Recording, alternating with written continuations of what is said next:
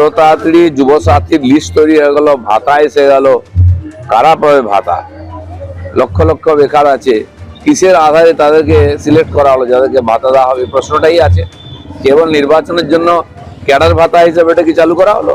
বেকার ভাতা তো সিপিএমও চালু করেছিল, তাতে কি হয়ে গেছে? কার লাভ হয়েছে? তারপরে বন্ধ হয়ে যাবে এক সময়, বসে খাওয়া অভ্যাস হয়ে গেল, তারপরে কি করবে যুবকরা? তাদের ভবিষ্যৎ কি হবে? সিপিএম তো চলে গেছে, কিন্তু বেকাররা বেকারই থেকে গেল। এটা ভোটের আগে ঘুষ দেওয়া, অন্য কিছু না। যেমন লক্ষ্মীর ভান্ডার, আমরা অনেকদিন থেকে বলছি লক্ষ্মীর ভান্ডার টাকা ২৫০০ করা হবে। আশা কর্মীদের ১৫,০০০ টাকার দাবি মেনে নেওয়া। আমরা সিভিক পুলিশের পার্মানেন্ট করার জন্য দাবি করেছি, কারণ পুলিশে লক্ষ লক্ষ পদ খালি পড়ে আছে, সেখানে স্থায়ী বন্দোবস্ত করা হোক। এই সরকার স্থায়ীতে বিশ্বাস করে না। ঠিক বেকারদেরকে আমরা দাবি করি চাকরি এবং কাজের ব্যবস্থা করা হোক, কমসে কম তাদেরকে ট্রেনিং দিয়ে স্কিল্ড করা হোক। তাদেরকে যদি স্কিল্ড করা হয় ট্রেনিং দিয়ে, তাহলে কি তারা অনেক বেশি চাকরি পেতে পারে এবং নিজের পায়ে দাঁড়িয়ে তারা রোজগার করতে পারে। সেখানে কি হবে, ভোটের আগে তাদেরকে ভাতা দিয়ে খুশি করে দেওয়া হবে। এ ভাতা মানে ভোটের জন্য ব্যবহৃত হাতা। মুখ্যমন্ত্রী তো স্বীকার করলেন যে তিনি মিথ্যে বলছিলেন। কি বলছিলেন? ডবল ডবল চাকরি হবে। কোথায় ডবল ডবল চাকরি হলো? উনি কি একটা বললেন ২ কোটি চাকরি দিয়েছি। ২ কোটি চাকরি দিলে তাহলে যুবসাথীতে কারা আসছে? ফলে মুখ্যমন্ত্রীর ডবল ডবল চাকরিও ফলস। মুখ্যমন্ত্রীর ২ কোটি বেকারের চাকরি উনি দিয়েছেন, এটাও ফলস। যুবসাথীতে বরঞ্চ পরিষ্কার হয়ে গেল এটা তো আগের মতো নয় যে কাজ এবং কাজের সাপেক্ষে বেকার ভাতা দিয়ে সেটা এদিক ওদিক করে এপ্রিলে নিয়ে আসলাম যাতে ওই টাকাটা পেয়ে ভোট দিতে পারে। এটা একটা চূড়ান্ত সুবিধাবাদী ভোটমুখী মনোভাব, যেখানে মুখ্যমন্ত্রীর মিথ্যা সেটা স্পষ্ট হয়ে গেল। ভবিষ্যতেও নিশ্চয়ই উনি আবার বলবেন ডবল ডবল ট্রিপল ট্রিপল চাকরি দিয়েছি, ২ কোটি জায়গায় বলবেন ৩ কোটি বেকারের কাজ দিয়েছি, অথচ যুবসাথী।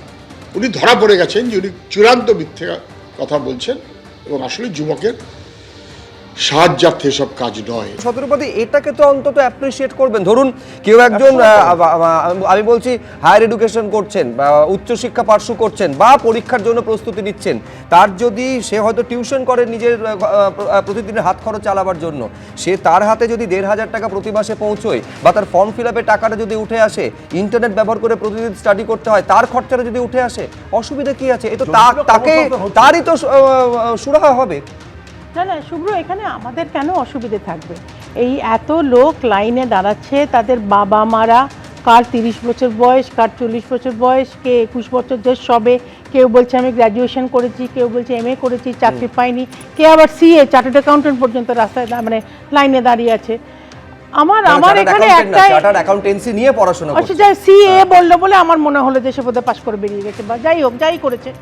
কিন্তু এখানে না সবচেয়ে বড় কথা হচ্ছে যে এই অসংখ্য মানুষ তার মানে আমাদের রাজ্যে বেকার, এবং এই অসংখ্য মানুষ বারবার একটা কথা বলছে, তাদের বাবা মা মাসি যারা যারা এসছে তারাও বলছে যে এখানে একটাই কোয়ালিফিকেশন, তৃণমূলের মানে নয় নেতা বা ছোট নেতা বড় নেতা তাদের সঙ্গে কোনো সম্পর্ক থাকতে হবে, মানে qualification Trinamool.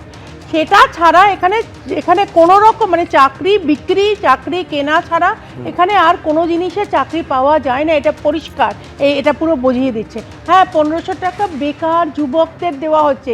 This is such a sad situation. মানে মুখ্যমন্ত্রী স্বয়ং তো যে বিজেপি একটা সময় লক্ষ্মীর ভান্ডারের তীব্র সমালোচনা করলো, তারপর সেই বিজেপি বললো লক্ষ্মীর ভান্ডার এখন ১৫০০ দেওয়া হচ্ছে, আমরা ক্ষমতা এলে ৩০০০ দেব। মানে এই অঙ্কটা বিজেপি যদি ক্ষমতায় আসে সেটা আবার দ্বিগুণ করে দেবে না তো? আমি একটু বলে নিই শুভ্র, আজকে মুখ্যমন্ত্রী একেবারে যে মুখ্যমন্ত্রী এত নেতাজি ইন্ডাস্ট্রিয়ামে দাঁড়িয়ে নাকি অন্য কোন পাবলিক স্টেটে দাঁড়িয়ে বলে দিল ৪০,০০০ চাকরি রেডি, তো ৪০,০০০ চাকরির এই নমুনা আমরা দেখছি। আজকে লক্ষ্মীর ভান্ডারে তুমি যেহেতু কথা তুললে, এক সেকেন্ড রাহুল, এক সেকেন্ড আমাদের শেষ করতে দাও। শুভ্র যে কথাটা বললে যে লক্ষ্মীর ভান্ডারের সময় আমরা আপত্তি করেছিলাম, তোমার মনে থাকবে লক্ষ্মীর ভান্ডারের ১০ বছর পরে ২০১১ পাওয়ারে এসেছিল, ২০২১ করেছিল। বিজেপি ৩৪ বছরের বেকারত্ব রেকর্ড করে দেশে, তারা কি করে মেনে নেবে? তারা কি করে বলবে? অথচ এই বিজেপি এই দেবাশিস সরকারের কাছে আসছে, ৩৪ বছর রেকর্ড করেছে। এবিপি আনন্দ, এগিয়ে থাকে, এগিয়ে রাখে। Thank